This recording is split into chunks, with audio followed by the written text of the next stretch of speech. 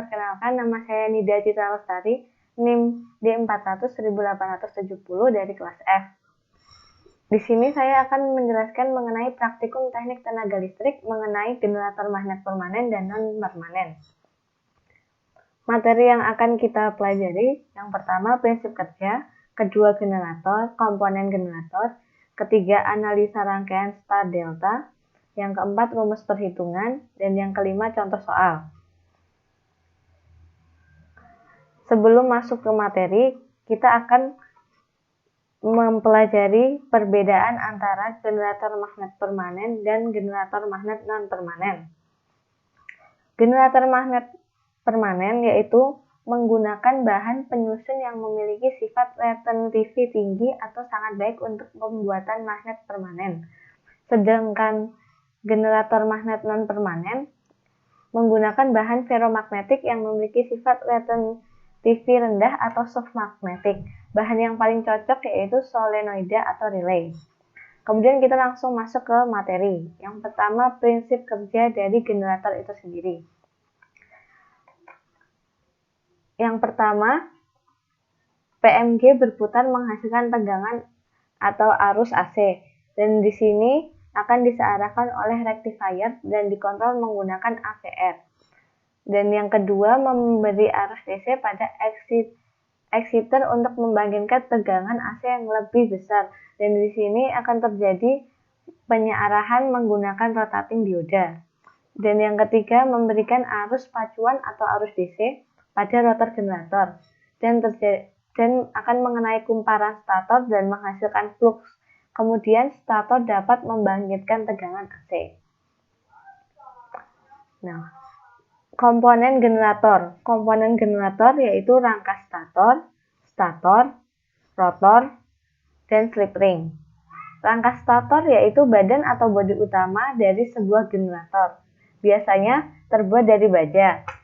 Stator yaitu bagian yang menempel ke rangka generator dan ada lilitan stator yang nantinya berfungsi sebagai induksi gaya gerak listrik.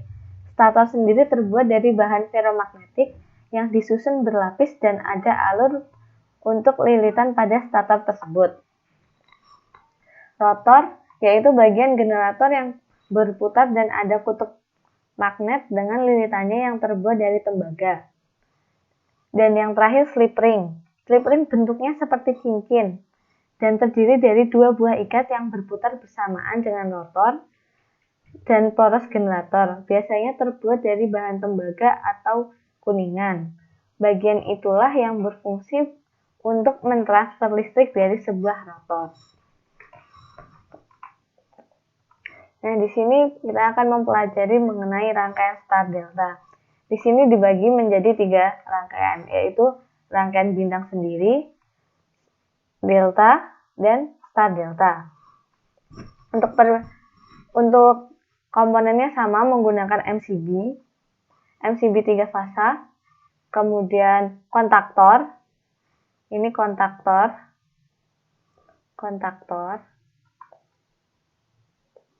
dan ada tol atau untuk menghambat arus yang berlebih. Nah, fungsinya dari MCB itu untuk apabila terjadi sebuah hubung singkat, dia akan langsung menutup atau mati. Sedangkan untuk tol sendiri, apabila dia terdapat beban lebih, dia langsung akan trip atau mematikan seluruh rangkaian itu. Nah, mulai dari rangkaian star dan delta. Perbedaan dari rangkaian star dan rangkaian delta terdapat pada wiring pada motor itu sendiri. Jika star, wiringnya W2, U2, dan V2 dipasang secara seri, sedangkan untuk delta, U1 dipasang secara paralel dengan W2, V1 dipasang paralel dengan U2, W2 dipasang paralel dengan V2. Nah, cara kerjanya sendiri, fasa masuk ke dalam MCB, kemudian akan menutup kontaktor dan menjadi normal close, kemudian melewati tol dan motor bergerak atau berputar. Begitupun dengan rangkaian delta, sama dengan rangkaian start, hanya bedanya pada wiring pada motornya. Sedangkan rangkaian start delta berbeda saat menuju ke kontaktor ketiga. Kontaktor ketiga ini dipasang secara terbalik supaya dia berputar kanan dan kiri. Jadi saat K1, sebut saja K utama, K2 rangkaian start, K3 rangkaian delta. Jadi ketika K1 dan K2 berputar, dia akan berputar ke arah kanan. Sedangkan saat K2 berhenti berputar dan K1 dan K3 yang berputar, dia akan berputar ke sebelah kiri. Nah, fungsi dari membalik fasa ini itu untuk membalik arah putaran dan menukar antara kerja start menuju ke delta. Biasanya banyak menggunakan timer. Bisa diberi tambahan timer. Kebanyakan menggunakan 5 detik sampai 10 detik. Nah, setelah itu analisa rangkaian start delta. Rangkaian start delta adalah aplikasi yang paling sering digunakan untuk mengendalikan starting awal karena memiliki daya yang cukup besar. Memang diperlukan daya yang cukup besar apabila kita ingin menggerakkan sebuah aplikasi generator.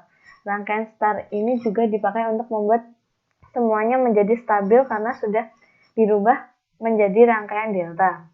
Cara kerja rangkaian start delta adalah membuat start yang dilakukan pada saat awal tidak dikenakan tegangan secara penuh dengan cara menghubungkan dengan start. Kemudian saat telah bekerja serta arus menjadi turun, timer akan secara otomatis memindahkan rangkaian menjadi delta. Dengan begitu arus-arus yang mengalir menjadi penuh. Banyak di pabrik-pabrik yang menggunakan rangkaian ini, contohnya konveyor. Konveyor itu banyak sekali menggunakan rangkaian start delta.